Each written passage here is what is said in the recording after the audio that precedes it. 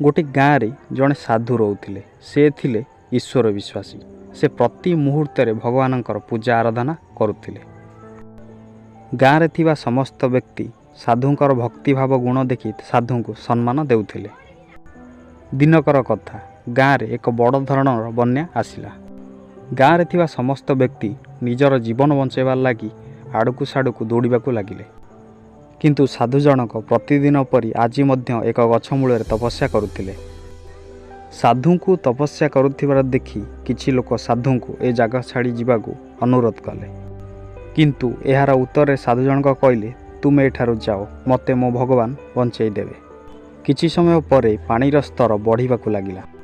साधु को तपस्या करुथिबार देखि एक डंगा आसी साधुଙ୍କ निकटरे पहुँचिला। डंगारे आसीथिबा व्यक्ति जनक साधु को तांको सांगरे जीवा पई अनुरोध करिथिले। एहार उत्तर रे साधु जनक कहिथिले, तुमे एठारु जाओ, मते मो भगवान बंचाई देवे। किछि समय परे पानीर स्तर अधिक मात्रा रे बढ़िबाकू लागिला। एहा देखि साधु जनक गछ ऊपर को चढ़ी जाइथिले। पुणी किछि समय परे एक हेलिकॉप्टर आसी से गछ निकट रे पहुँचिला।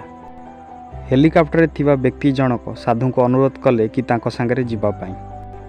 किंतु एहार उत्तर साधु जनक कहिथिले, तुमे एठारु जाओ, मते मो भगवान बंचाई देवे। किछि समय परे पानीर स्तर बढ़िबाकू लागिला और शेषरे साधुंकर मृत्यु होइतिला।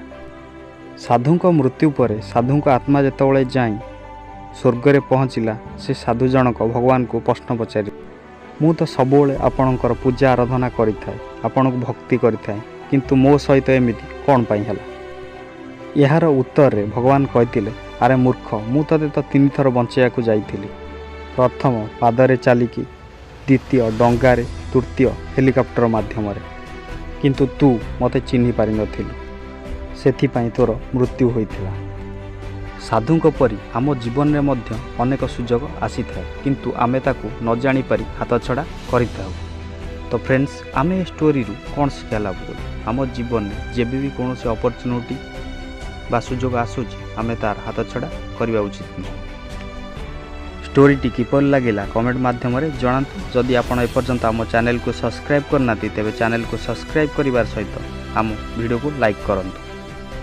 पुणी देखा आउ एक वीडियो रे। रहुछि। जय हिंद, जय भारत।